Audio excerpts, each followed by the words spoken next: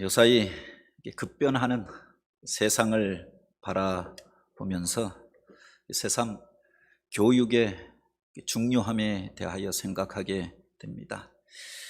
교회의 위기, 신앙의 위기, 교회 학교의 위기를 우리가 지나면서 그 속에 다음 세대를 세우고 또 미래 세대를 교육하는 것의 중요함에 대해서 다시금 생각하게 되지요. 세계 인구의 2%가 되어지지 않는 유대인들이 노벨상 수상자의 24%를 차지하고 미국 아이비리그 그 유수의 대학들의 졸업생의 30%를 차지한다라고 하지요. 세계 언론과 금융과 문화와 예술 그 이면에서 바로 그것을 움직이는 힘에 바로 유대인들이 있다라고 이야기합니다. 세계 사상계의 중요한 맥락을 잡고 있는 이들이 또 유대인이라고 이야기합니다. 그 배경에 대하여 이야기하면서 바로 유대인의 교육에 대하여 이야기하잖아요. 우리 가운데 잘 알려져 있는 것이 바로 쉐마라고 하는 교육법이고 다른 하나가 하브라타입니다. 이 쉐마라고 하는 말은 들으라라고 하는 의미이지요. 신명기 6장 4절에 보면 이스라엘아 들으라 우리 하나님 여호와는 오직 유일하신 하나님이시니. 오늘 우리가 무엇을 바라보고 무엇을 의지하고 무엇을 믿고 살아야 하는가, 우리 인생의 근거가 되시는 분이 누구신가 라고 하는 것을 그렇게 들으라 알라라고 이야기하고, 바로 너희는 그 마음을 다하고 뜻을 다하고 힘을 다하여 하나님을 사랑하라. 그리고 너희 자녀들에게 바로 그 말씀을 듣게 하라. 집에서든지 길에서든지 앉아 있을 때든지 또한 길을 행할 때든지 그 말씀을 듣고 알게 하라. 그래서 그 아이들을 가르치라라고 하였습니다. 그것이 바로 하나님의 복을 받아 누리고 또 하나님이 주시는 언약하였던 그 놀라운 축복을 그렇게 살아가는 비결이 되어질 것을 가르치지 않았습니다. 어떻게 그 말씀을 가르칠 것인가, 그 방법론을 가르치는 것이 바로 하브라타이지요. 하브라고 하는 말이 바로 친구, 동반자를 의미하는 아람어입니다. 하브라타라고 하는 동반자 관계, 동등한 입장에서 나누는 대화를 의미하는 단어입니다. 부모가 자식에게 이렇게 살아라 명령하는 게 아니라 선생이 칠판에 일방적으로 가르치고 외우라 주입하는 게 아니라 동등한 입장에서 격의 없이 대화를 나누고, 그래서 질문을 던지고 오고 가는 토론과 대화 가운데서 진리를 깨닫게 하고 하나님에 대하여서 알게 하고 하나님의 말씀을 배우게 하는 것, 이게 하브라타 교육법이죠.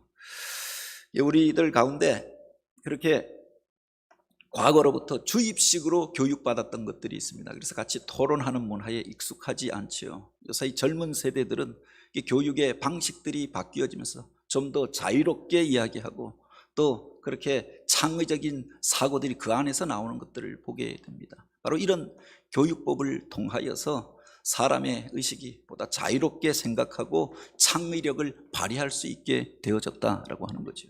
그런데 이게 유대인들이 독창적으로 만들어낸 것이 아니라 사실은 성경 안에서 하나님께서 진리를 깨닫게 하시고자 인간을 부르시고 또 당신의 말씀을 들려주실 때 사용하였던 방법이라고 하는 겁니다. 이스라엘아 들으라. 세상의 일들을 통하여서 하늘의 징조를 통하여서 이 땅에서 일어나는 일들 가운데서 하나님이 하시는 말씀을 들으라 라고 초청하십니다. 쉐마라고 하는 말이 성경에 보면 반복되어져 있는 거지요.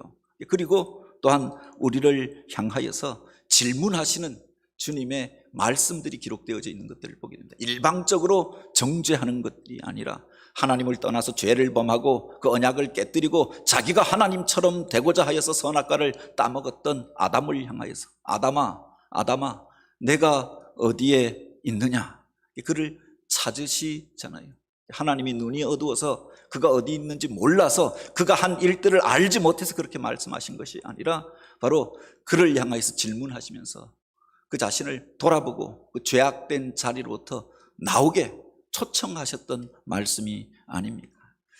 가인이 자기 동생을 그렇게 시기하고 질투하면서 그렇게 미워하는 마음들을 품은 것을 보시고 내가 둔하여 함은 어찜이며 내 안색이 변함은 어찜이냐.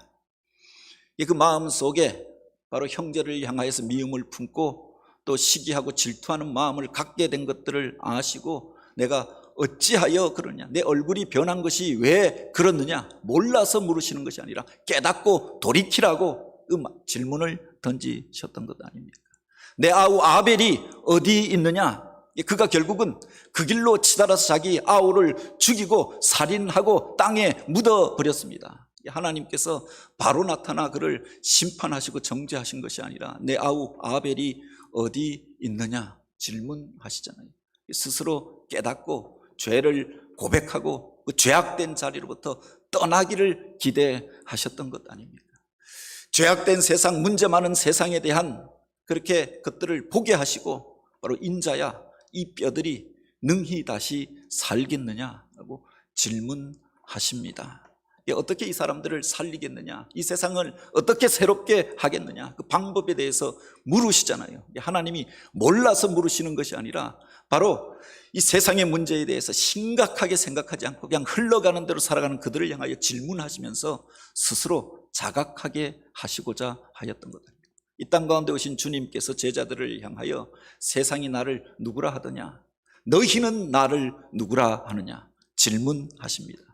그들이 주님을 믿고 따른다고 하는데 그 믿는 것이 무엇인가 라고 하는 것을 확인하고자 하셨던 것 아닙니까? 성경이 무엇라고 이야기하더냐, 율법에 무엇라고 기록되어져 있느냐, 주님께서 질문하는 그들에게 반문하십니다. 주님 앞에 나와서 허기져 그렇게 굶주려 하는 그 백성들을 바라보시면서 너희가 어디에서 떡을 사서 저들을 먹이겠느냐 질문하시잖아요. 그 질문을 통해서 문제를 인식하게 하고 그 해결책들을 찾아가도록 그렇게 도전하여 주셨던 겁니다. 이사야서에 보면은 바로 이 1장의 구조가 그렇게 되어져 있는 것들을 보게 됩니다. 1장 1절은 이사야에 대한 소개가 나오고 바로 1장 2절에 하늘이여 들으라, 땅이여 귀를 기울이라, 바로 쉐마라고 하는 말이 등장합니다. 세상이 요동하고 급변하여 가고 있습니다. 그것을 통하여서 하나님이 주시는 메시지를 들으라라고 초대하시는 거지요. 당시에 북쪽에서 아시리아가 일어나서 바로 온 세상을 뒤흔들고 정복해 가고 있었습니다. 동족이었던 북이스라엘은 그들에 의하여서 멸망하여 버리고 수많은 동족들이 포로로 끌려간 이후였습니다. 그 바람이 이제 남유다를 향하여 휘몰아치고 있었던 것 아닙니까? 이사야가 처음 예언을 시작하였던 때가 우시야 왕이 죽던 해라라고 했고, 요담과 아하스와 히스기야 왕 때 예언을 하였고, 그 아들 므낫세 때 순교의 죽음을 당하였다라고 이야기하지요. 이스라엘이라고 하는 나라가 세계사의 급변 가운데 격동하는 시대였습니다. 그때 하나님의 말씀을 받아서 백성들 가운데 전하였던 이가 이사야가 아닙니까? 이사야서 40장 이후에 나오는 말씀은 그 이후의 일들까지 기록하고 있습니다. 이스라엘이 이제 멸망하고 바빌론의 포로로 끌려가고 그곳에서 그 어둠 가운데 거하게 된 그 세월까지 그 비전을 통해서 바라보고 기록하여 놓고 있는 겁니다. 그 비전과 환상에 대해서 알지 못하는 사람들은 그 40장 이후의 부분은 제2 이사야가 기록한 것이다. 그 뒤에 포로된 자리에서 돌아와서 백성들이 부르는 찬양에 대해서 기록한 것은 제3 이사야가 기록한 것이다. 이사야의 아들이거나 이사야의 제자가 기록한 것이 아닐까 또 그렇게 추정하기도 합니다. 어찌 되어졌든 바로 가장 긴 기간 동안 가장 긴 역사의 자리 가운데서 하나님의 말씀을 전하였던 이스라엘의 역사에 그 급변하던 시기에 그 멸망의 시기에 하나님의 말씀을 전하였던 이가 이사야였습니다. 그 일들을 통하여서 이사야가 그렇게 이야기하는 겁니다. 하늘이여 들으라, 땅이여 귀를 기울이라. 그 백성들을 향하여 우리가 평안하다, 아무 문제가 없다, 살만하다 그렇게 생각하는 그들을 향하여서 하늘의 징조를 통하여 하나님이 하시는 말씀을 듣고 땅에서 일어나는 이 소식들을 통하여서 하나님께서 오늘 우리에게 경고하시는 그 말씀을 들으라 초청하였던 거지요. 그리고 오늘 우리가 읽은 이 본문에 보면 이렇게 이야기합니다. 여호와께서 말씀하시되 오라 우리가 서로 변론하자. 그냥 일방적으로 너희가 무엇이 문제이고 무엇 때문에 너희가 망하게 될 것이고 무엇 때문에 너희가 저주와 심판을 받게 될 것이다 정죄하셨던 것이 아니라 오라라고 초대하십니다. 그리고 우리가 서로 변론하자. 오늘 우리가 하나님 앞에 서서 하나님과 변론하고 하나님과 토론하고 하나님 앞에 내 주장을 내세울 수 있는 처지가 아니잖아요. 그런데 하나님께서 자신을 낮추시고 오라 와서 나랑 이야기 좀 하자. 너희는 어떻게 생각하는지 너희 입장을 들어보자. 너희가 한번 말해 보아라. 바로 그렇게 말씀하고 있는 겁니다. 자식이 잘못된 길로 가면은 부모가 윽박질러서 되는 게 아니잖아요. 불러서 대체 너가 왜 그러니? 너의 이야기 좀 들어보자. 하나님께서 하나님을 떠나서 신앙의 본질을 떠나서 엉뚱한 길로 걸어가는 이스라엘을 향하여 들으라 라고 이야기하고 오라 우리가 서로 변론하자. 한번 이야기 좀 해보자 라고 말씀하시는 겁니다. 철학에서 진리를 깨닫게 하는 그 과정을 가리켜서 변증법이라고 이야기합니다. 물론 우리가 유물론적 변증법 이런 것들 때문에 변증법에 대한 오해가 있는데 원래 이 변증법이라고 하는 것은 진리를 발견해가는 과정을 이야기합니다. 어떤 한 주장이 있고 어떤 한 이론이 있으면 그 반대의 입장들을 한번 놓고 그것을 검증해 보는 겁니다. 어떤 사람이 어떤 주장을 하면 안티테제가 있지 않겠습니까? 어떤 테제가 나오고 어떤 이념과 주장이 나오면 그 반대 입장에서 이것을 검증해 보는 겁니다. 그렇게 보면은 그 속에 그 문제들이 그렇게 드러나게 되어지잖아요. 그 독단이 깨어지게 되어지는 것 아닙니까? 그래서 그와 같은 논쟁을 통해서 제3의 주장으로 나아가게 되는 거죠. 더 나은 입장으로, 더 발전된 입장으로, 보다 비판적인 입장으로 나아가게 되어지는 겁니다. 이 과정을 가리켜서 변증법이라고 해요. 정반합의 과정이라고 이야기하는 겁니다. 오늘 우리가 어떤 주장을 할 때 자기 주장만 맞다고 일방적으로 주장하는 게 아니라 그 반대편에서 한번 생각해 보도록 초청하고 질문하는 것, 이게 변증술이라고 말하는 겁니다. 철학에서 이 방법을 가장 먼저 사용하였던 이가 철학의 아버지 소크라테스입니다. 그가 어떤 사람들이 주장을 하면 언제나 그에게 질문을 하는 겁니다. 자기 이론을 가르쳤던 것이 아니라 질문을 던지는 거죠. 내가 다 알고 있다, 내 말이 맞다, 내 주장이 맞다 주장하는 그들에게 질문을 던져서 내가 다 알고 있는 것이 아니라 내 생각이 틀릴 수도 있다라고 하는 것을 스스로 깨닫도록 하였던 겁니다. 인간에 대해서 무엇라고 이야기합니다. 그에게 근원적인 질문을 던지잖아요. 인간이란 무엇인가? 사람은 무엇이라고 생각하는가? 그가 이야기합니다. 인간은 두 발로 서서 걷는 동물이 아닙니까? 그래서 그에게 다시금 질문하잖아요. 두 발로 서서 걷는 동물이 인간밖에 없는가? 그가 생각해 봅니다. 생각해 보니 인간만 두 발로 서서 걷는 게 아니라 두 발로 서서 걷는 동물들이 다른 동물도 있더라. 그들도 인간인가? 다시금 질문을 던지잖아요. 그래서 인간의 인간됨에 대하여서 다시금 생각하게 하는 겁니다. 정의에 대해서 어떤 사람이 주장합니다. 정의란 무엇이라고 생각하는가? 그가 이야기하지요. 법원에서 재판장이 판결한 그게 정의가 아닙니까? 그래서 그에게 다시금 질문하잖아요. 그 재판관은 인간이 아닌가? 그러니까 재판관도 인간이지요. 인간은 실수가 있지 않는가? 그렇지요. 인간은 실수도 있고 아는 것도 한계가 있지요. 그렇다고 하면 그 인간이 내린 판결이 정의라고 할 수 있겠는가? 그렇겠네요. 스스로 깨닫게 하여 가는 거죠. 질문을 통해서 스스로 진실에 접근하도록 하고 진리를 깨달아 가도록 하는 것, 이것이 바로 문답법이고 변증술인데, 하나님께서 바로 우리를 향해서 와서 우리가 서로 한번 변론해 보자. 내가 왜 그렇게 행하는지, 왜 그 길로 행하는지 한번 말해 보라, 이야기 좀 해보자 라고 초청하셨던 겁니다. 이런 대화법을 가리켜서 삼파술이라고도 이야기합니다.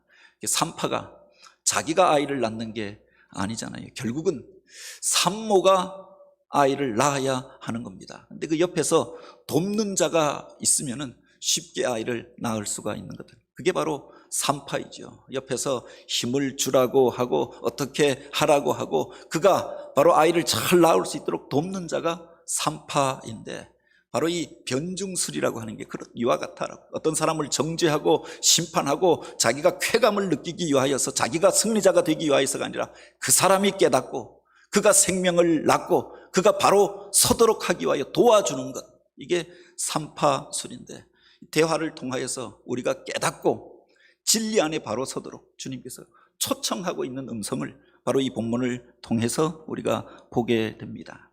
이 이사야서 1장에 보면은 하나님께서 우리가 잘 살고 있다라고 생각하는, 이스라엘 백성들이 우리는 하나님의 복을 받아 누리고 아무 문제가 없다라고 생각하는데, 그들에게 질문을 던지십니다. 너희가 진짜 나를 믿는 게 맞느냐? 너희가 진짜 하나님의 백성이 맞느냐? 너희가 나를 주라고 이야기하는데 너희가 진짜 나를 주로 섬기고 있는 게 맞느냐라고 질문하시는 겁니다. 하나님은 그냥 하나님이시고 하나님을 가리켜 주여라고 부르고 우리는 하나님의 백성이라고 이야기하는데, 내가 진짜 하나님을 하나님으로 생각하느냐, 하나님을 주님으로 섬기고 있느냐, 그 하나님을 내 삶의 기준으로 삼고 있느냐 질문하시는 거죠. 그들이 하나님 앞에 나와 예배합니다. 절기를 지키고 월삭을 지키고 또 순간순간마다 하나님 앞에 나와 제사하고 있는데, 너희가 진짜 나를 예배하고 있는 게 맞냐? 너희가 드리는 예배가 영적인 예배냐? 진짜 예배냐? 질문하시는 겁니다. 너희가 그냥 마당만 밟고 간 것이 아니냐?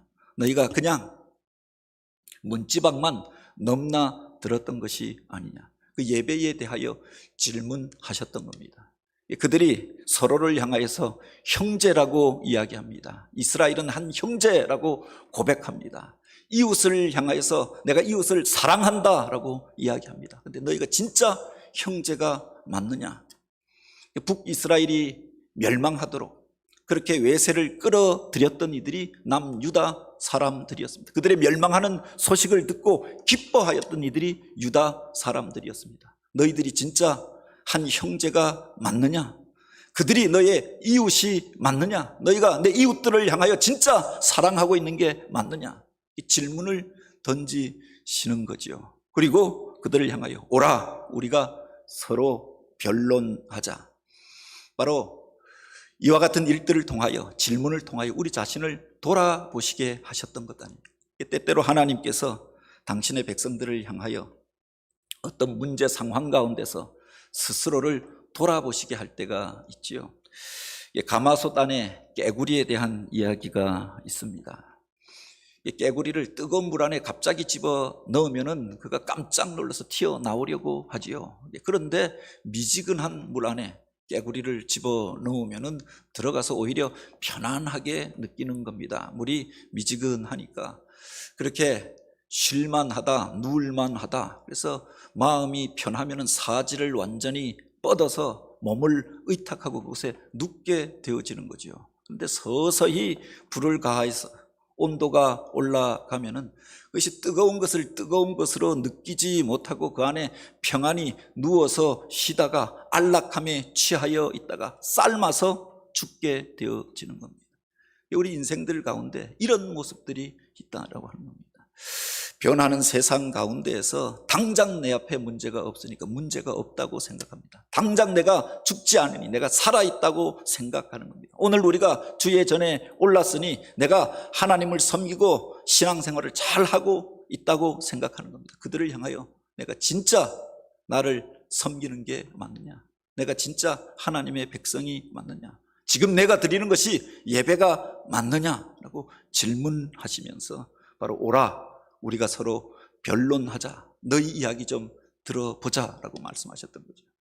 주님께서 변론하자고 하셨던 것은 그들을 정죄하기 위함이 아니었습니다. 심판하려고 그들을 그렇게 부르시고 그렇게 논쟁을 벌이고자 하셨던 것이 아니죠. 그 뒤에 보면 주님께서 부르신 목적이 기록되어져 있지 않습니다. 너희 죄가 주홍 같을지라도 눈과 같이 희어질 것이요 진홍같이 붉을지라도 양털같이 되리라.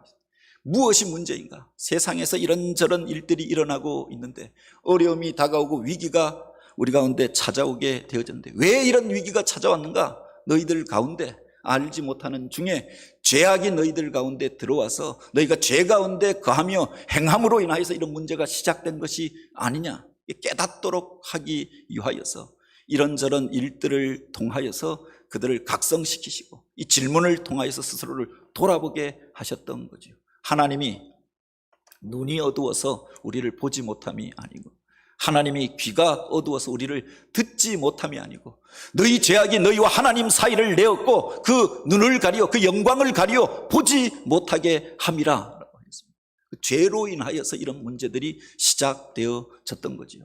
그 죄에 대하여 우리들 가운데 있는 그 문제에 대하여 깨닫도록 하기 위하여서 세상 가운데 이런저런 일들을 일으켰던 겁니다. 그리고 오라 우리가 서로 변론하자, 너희가 한번 잘 생각하여 보라 라고 말씀하시는 겁니다. 그리고 깨닫고 돌이키면, 회개하면, 그리고 이제 다시금 하나님의 말씀 가운데 서면 너희가 이제 즐겨 순종하면 땅의 아름다운 소산을 먹을 것이요 너희가 거절하여 배반하면 칼에 삼켜지리라.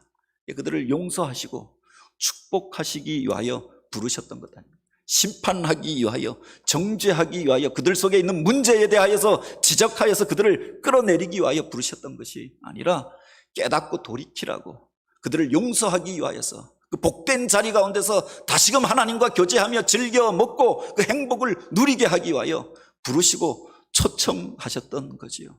오늘 우리들 세상 가운데 이런 죄악된 일들이 있잖아요. 사실은 우리는 현상만 바라보고 살아갑니다. 코로나로 인하여서 2년 가까이 세상 가운데 이런 어려움이 있고 경제적인 위기가 있고 세상에 어려움이 있습니다. 그것 때문에 우리가 문제라고 생각합니다. 그런데 그 이면에 숨겨져 있는 인간의 죄악, 인류의 죄악, 하나님의 법을 떠나서 행하던 일들이 있었던 거다. 교회가 교회되지 못하고 믿는 자들이 세상 가운데서 덕이 되지 못하였던 일들도 있었던 거지요. 그래서 오히려 이 시대 가운데, 세상 가운데서 교회가 손가락질 당하는 모습들을 보게 되어지고, 이번에 코로나 때문에 세상 사람들이 교회를 비난하고 오해하는 것도 있습니다. 교회에서 비전 센터를 짓고 또 교회를 리모델링하는 일들 가운데서도 그런 이야기들이 난무한다고 이야기합니다. 교회가 무슨 보상을 더 받기 위하여서 그런 일들을 행한다. 그래서 교회가 아주 나쁘다 비난하는데 교인들이 여기에 대해서 변호하지 않습니다. 그리고 그 이야기를 오히려 와서 바로 다음 세대를 준비하고 비전센터를 짓는 일들에 대하여서 반대하는 이유로 사용하기도 합니다. 오히려 그 일들이 계속 미루어지고 또 진행한다고 하니 동네 사람들이 나와서 보상금 더 받으려고 그러냐, 목사가 얼마 챙기려고 그러냐, 이렇게 비난합니다. 그런 시대에 우리가 살아가고 있잖아요. 교회의 이미지들을, 이 지역 안에서 교회가 가졌던 그 이미지에 대해서 다시금 생각하게 되어지는 거죠. 그 속에 물론 대적하는 이들이 있지만, 또 교회에 대해서 무엇이든지 부정적으로 생각하는 이들이 있지만, 또 하나님께서 주시는 또 메시지가 담겨져 있는 것 아닙니까? 너희가 진짜 잘 살고 있느냐, 잘 믿고 있느냐, 너희들이 진짜 잘하고 있느냐 돌아보라고 주시는 음성도 담겨져 있는 것 아닙니까? 심판하고 정죄하기 위하여 주시는 말씀이 아니라 돌이켜 하나님이 원하시고 기뻐하시는 삶으로 초대하시기 위하여서 그래서 그 안에서 기쁨으로 먹고 마시고 그 행복을 누리게 하기 위하여서 이와 같은 일들을 통하여 이런 불신의 이야기들, 대적하는 이야기들, 가로막히는 자리 가운데 우리를 서게 하셨던 것이 아닌가라고 생각하게 됩니다. 바로 너희 죄가 주홍 같을지라도 눈과 같이 희어질 것이요 진홍같이 붉을지라도 양털같이 희게 되리라. 주홍이라고 하는 것은 붉은색을 의미합니다. 진홍은 그 붉은색 중에서도 가장 붉은색을 의미하지요. 다른 것들은 하나 묻어도 별로 티가 나지 않습니다. 작은 것 하나 그냥 묻어 있으면, 김이 하나 묻어 있어도 남들이 보면은 점인 줄 알았어요. 지나가잖아요. 근데 빨간색이 묻어 있으면 티가 나는 겁니다. 언젠가 그 종로에서 오랜만에 대학생 때 친구들을 만나는 약속이 있어서 뭐 차를 가지고 가도 세울 수가 없으니까 그래서 지하철을 타고 버스 타고 나갔던 적이 있는데 저녁 늦게 돌아왔습니다. 근데 우리 집사람이 저를 보더니 의혹에 찬 시선으로 진짜 친구 만난 게 맞아 라고 이야기하는 거예요. 오랜만에 친구 만났는데 그렇게 이야기하는 거예요. 나중에 보니까 제가 입었던 바바리 뒤에 붉은색 립스틱 자국이 딱 붙어 있는 겁니다. 립스틱 마크가 딱 붙어 있는 거. 그거는 친구 만나러 간다고 하더니 누구 만나고 온 거야? 이 질문을 하였던 겁니다. 빨간색이 눈에 띄잖아요. 도저히 생각해도 알 수가 없는데, 그래 생각해 보니까 버스를 타고 가다 흔들릴 때 옆에 있는 여자께 묻었나, 또는 지하철을 타고 가다가 그렇게 그것이 찍혔나, 누가 일부러 장난치느라고 그래 놓아. 근데 그게 빨래를 해도 잘 지워지지가 않아요. 빨간색이 잘 지워지지가 않잖아요. 흰 티에 김치 국물 하나가 떨어지면 빨리 빨아서 씻지 아니하면 그 자국 때문에 그 옷을 버려야 하는 것 아닙니까? 붉은색이 이와 같아라고 하는 겁니다. 죄라고 하는 것이 우리 가운데 한번 들어오면 흔적을 남겨서 그것으로부터 헤어나오기가 쉽지 않고 오해를 받고 여러 가지 문제를 만들어내는데, 너희 죄가 진홍 같을지라도 주홍과 같을지라도 바로 양털과 같이 되리라, 흰 눈과 같이 되리라 라고 약속하여 주셨던 거죠. 비록 오늘 우리가 세상 가운데서 죄를 범하고 실수하였다 할지라도 주님 앞에 돌이키면, 그 말씀 앞으로 돌아오면 새롭게 살게 하여 주겠다. 흰 눈과 같이 정결하고 거룩한 자로 만들어 주겠다. 양털과 같은 모습으로 새롭게 하여 주겠다라고 약속해 주셨던 겁니다. 여기에 주님의 초청의 이유가 있었던 거죠. 질문하여서 정죄하려고 하였던 것이 아니라 깨닫고 돌이켜 주님이 원하시는 삶으로 인도하시고자, 그래서 이 질문을 던지시고 변론하자고 이야기하셨던 거지요. 너희가 즐겨 순종하면 땅의 아름다운 소산을 먹을 것이요 거절하고 배반하면 칼에 삼켜지리라. 하나님이 주시고자 하는 아름다운 복들이 우리들 앞에 놓여져 있는데, 믿고 즐겨 순종하면 그 복을 누리게 될 것이지만 그것을 떠나면 심판 가운데 이르게 될 것이다.